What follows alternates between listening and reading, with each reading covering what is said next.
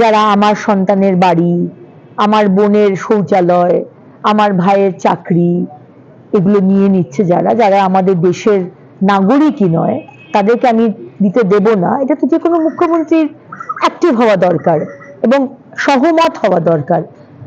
আজকে এদের দ্বারা উনি জিতেছেন বলেই গদি হারানোর ভয় পাচ্ছেন। এদের নামগুলো কাটা হলে অবশ্যই তৃণমূলের অসুবিধা হবে।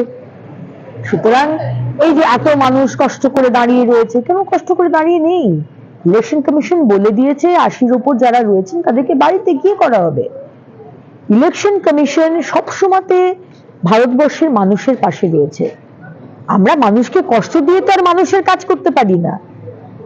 ইলেকশন কমিশন একটা অনেস্ট ভোটার রোল দেবে, ট্রান্সপারেন্ট ভোটার রোল দেবে, মানুষকে কষ্ট দিয়ে নয়।